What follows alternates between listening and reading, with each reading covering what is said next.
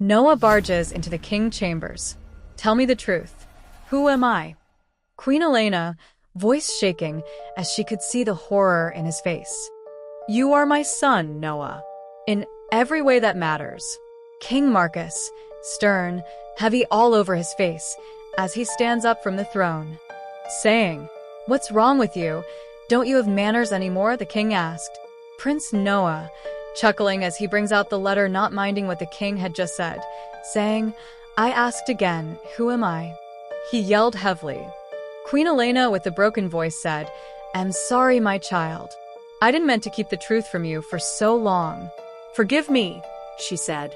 King Marcus said, obviously with anger visible on his face, You were born of a mistake. But we raised you to be more. Is this how you repay me? He looked at his queen with disappointment, regrets, anger, and disgusting sight.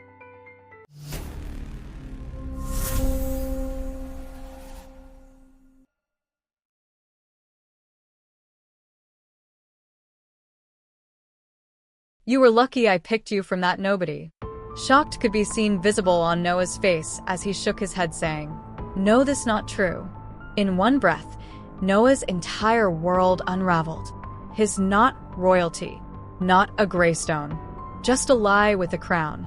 Noah's voice breaking, saying, Then did you ever loved me? Or you loved the symbol that I became? He asked. King Marcus, with a stern face, saying, No, never for once did I love you as my son, he said. Queen Elena stood up, obviously surprised by King Marcus' words, and she called, saying, My king. She tried reaching out to Prince Noah, but one word from him the queen stopped. Don't you come closer, mother, Noah said. And so, he left the palace from that day. He walked out that night, left behind velvet robes, golden halls, and the only family he'd ever known. Few months later, after Noah left the palace, the king fell terribly ill from an unknown sickness. They tried all they could, but King Marcus couldn't make it, and so he died, leaving the queen all by herself. 1 week later, the queen continues mourning the king, her late husband, when the 3 elders pay her a visit concerning the throne.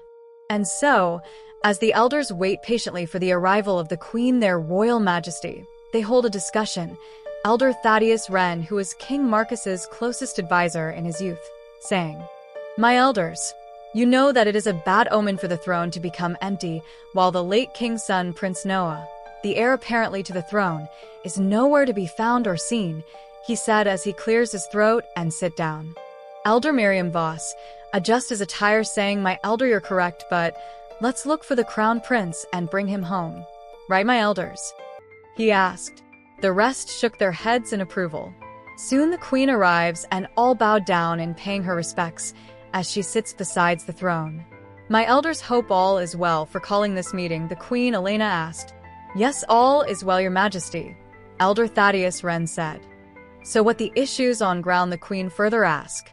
Elder Miriam Voss, saying, The purpose for this meeting is about the throne. You know, after the late king joined our ancestors, there is nobody sitting on this throne, he said.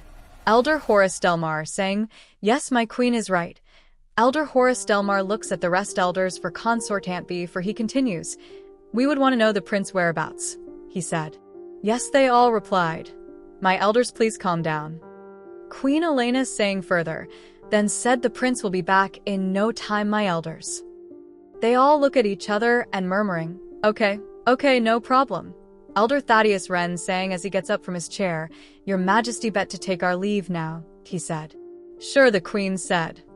Let's go. Elder Horace Delmar said as he stands up to take his leave too, so as the rest. 3 days later, Vivian Crowns decide to visit her friend the queen. Scene. Queen Elena and Vivian Crown in a garden discussing important matters. Queen Elena with a saddened voice saying, Do you think he will ever forgive me? She asked. Why not? Elena, your son will forgive you.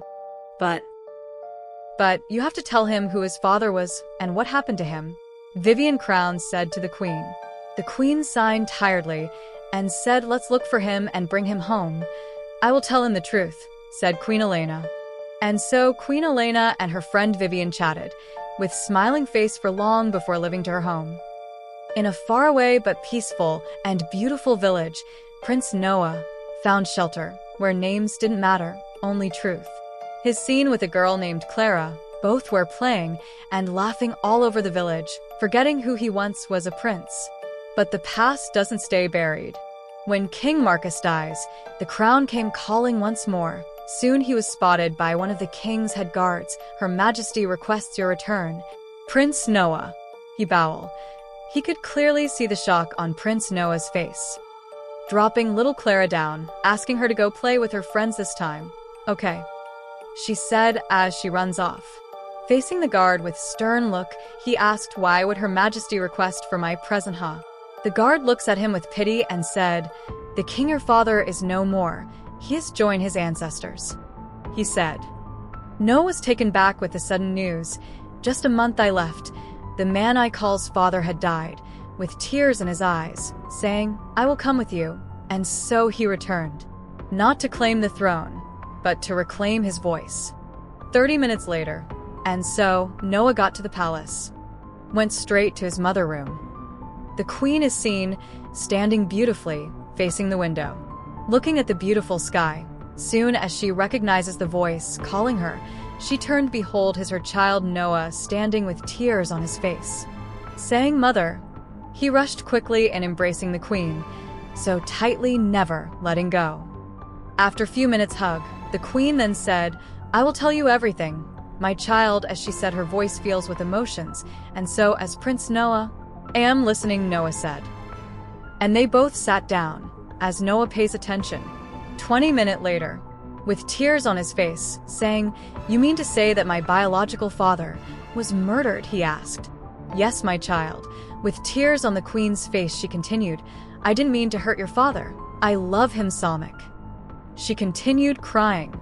Prince Noah holds the queen's hands, saying, Mother, I know you're telling the truth, but who could have done this? He asked with curiosity on his face.